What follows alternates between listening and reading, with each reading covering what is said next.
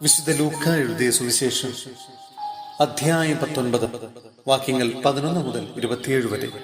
10 നാണയത്തിന്റെ ഉപമ. അവർ ഇത് കേട്ടുകൊണ്ടിരിക്കുമ്പോൾ അവൻ തുടർന്ന് ഒരു ഉപമ പറഞ്ഞു. കാരണം അവൻ ജെറൂസലേമിന് സമീപത്തായിരുന്നു. ദൈവരാജ്യം ഉടൻ വന്നു ചേരുമെന്ന് അവർ വിചാരിക്കുകയും ചെയ്തിരുന്നു.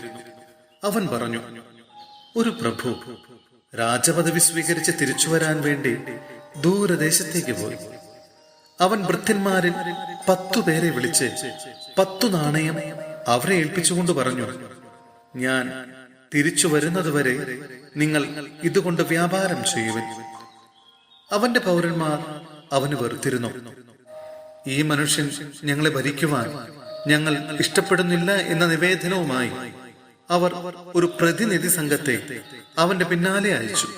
എന്നാൽ അവൻ രാജപദവി സ്വീകരിച്ച് തിരിച്ചു വന്നു. താൻ പണമേൽപ്പിച്ചിരുന്ന ഭൃത്യന്മാർ വ്യാപാരം ചെയ്ത് എന്ത് സമ്പാദിച്ചുവെന്ന് അറിയുന്നതിന് അവരെ വിളിക്കാൻ അവൻ കൽപ്പിച്ചു.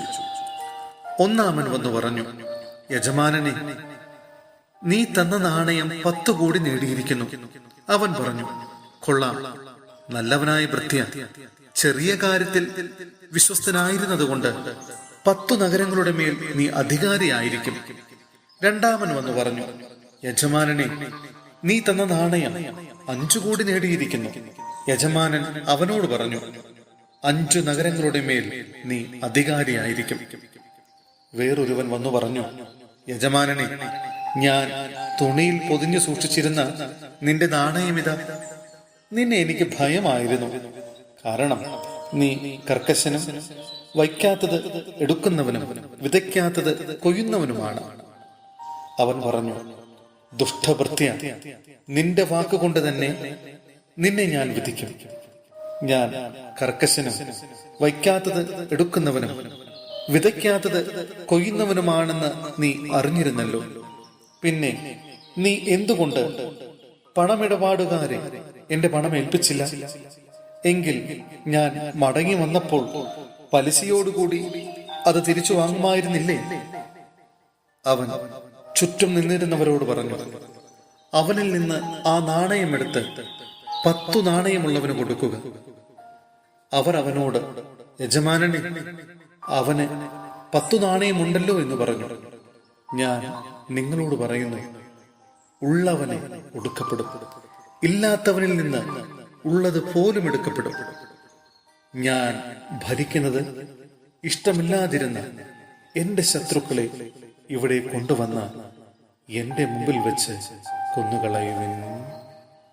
സഹോദരരെ, വിശുദ്ധ പൗലോസ്ലീഹ കൊറിന്ത്യോസിലെ സഭയ്ക്ക് എഴുതിയ 1-ാം ലേഖനം അധ്യായം 12 വാക്യങ്ങൾ 4 മുതൽ 11 വരെയും 28 മുതൽ 31 വരെയും. പരിശുദ്ധാത്മാവിന്റെ ദാനങ്ങൾ.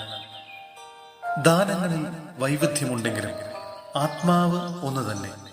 ശുശ്രൂഷകളിൽ വൈവിധ്യമുണ്ടെങ്കിലും കർത്താവ് ഒന്ന് തന്നെ. പ്രവൃത്തികളിൽ വൈവിധ്യമുണ്ടെങ്കിലും എല്ലാവർക്കും എല്ലാറ്റിലും പ്രചോദനം നൽകുന്ന ദൈവം ഒന്ന് തന്നെ. ഓരോരുത്തരിലും ആത്മാവ് വെളിപ്പെടുന്നത് പൊതുനന്മയ്ക്ക് വേണ്ടിയാണ്.